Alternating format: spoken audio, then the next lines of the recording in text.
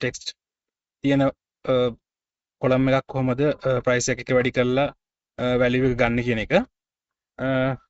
මේක තමයි data set එක තියෙන්නේ. අපිට මේ ප්‍රයිස් එක ක්වොන්ටිටි එකෙන් වැඩි කරලා වැලියු එක ගන්න ඕන. එතන ප්‍රයිස් එක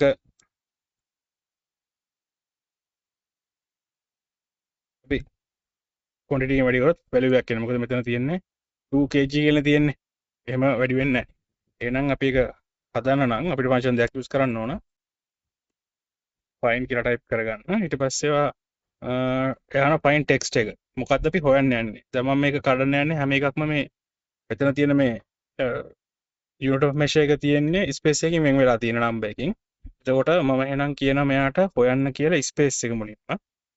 y unit එකම සතු ස්පේස් එක දෙන්න.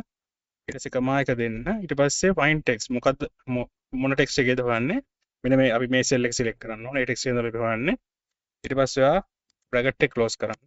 ඊට පස්සේ මේ දෙක කියලා ගන්න. මේ දෙක කියලා ගන්නේ ස්පේස් එක පටන් ගන්න දෙකෙන් කියන එක. කියන්නේ මේකේ තියෙන විදිහට දෙක කියන නම්බර් එක පළවෙනි පොසිෂන් එක ස්පේස් එක දෙක.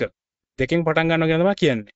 එහෙනම් දැන් අපිට ඒ තියෙන පොසිෂන් එක ඇවිල්ලා දෙන ස්පේස් එක තියෙන පොසිෂන් එක අපිට ඇවිත් තියෙනවා මෙතන.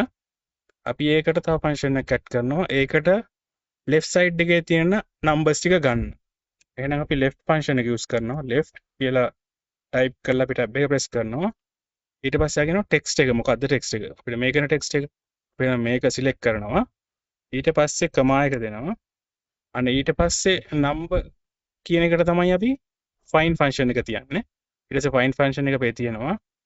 ඊට පස්සේ bracket එක close කරන්න.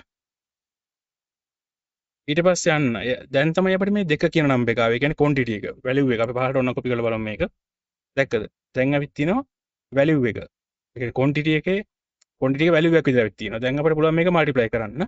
අපි එහෙනම් මේක multiply කරනවා price එකේ. මේක multiply කරන්න price එකේ. enter කරන්න. Excel වල කියන්නේ අපිට function පාඩම් කරන්න බෑනේ. අපි මුලින් ඒ පොඩි separate functions ටික ඉගෙනගෙන ඒක use කරන්න ඕනේ අදාළ practical situation එකට. අපි එතකොට ඒක function එකෙන් function එක කඩලා ඉගෙන ගත්තොත් ඉගෙන අපිට ඒ function එක read කරන ගමන් ඉගෙන ගත්තොත් මේ Excel කියන්නේ මේ මහ ලොකු දෙයක් නෙවෙයි. ඒක නිසා මම හැම වෙලාවෙම කියන්නේ අපි if function එකක් use කරත් ඒක ඒ කියන්නේ ඒ function එක කියව තමයි කියන්නේ. ඒ function එක මොකද්ද වෙන්නේ කියන එක ඔලුවට දාගෙන ඉන්නවා. ඊට පස්සේ අපිට පුළුවන් මේ function එකක් දෙකක් කීපයක් මේ මොකද Excel වල ෆන්ක්ෂන් ටික වෙනම තියෙනවා. හැබැයි එතන ඒ අපිට ඕන ප්‍රැක්ටිකල් සිනාරියෝ එකදී යූස් කරන්න ඕන මෙන්න මෙහෙමමයි කියන තියරියක් නීතියක් කොහෙවත් නැහැ. හරිද? ඒක නිසා Excel ඉගෙන ගන්නකොට ෆන්ක්ෂන් ටික වෙනම ඉගෙන ගන්න. හැබැයි වාට අවශ්‍ය විදිහට දැන් මේකම වෙන කෙනෙක්ට වෙන විදිහටම තව ඕන ක්‍රම තියෙනවා මේක කරන්න. මේ තියෙන එක ක්‍රමයක් විතරයි. ඒ කියන්නේ අපිට find කියන ෆන්ක්ෂන් එක left කියන ෆන්ක්ෂන් එක අපිට වෙනස් කරන්න බෑ. ඒකේ තියරිස් දෙක එකයි.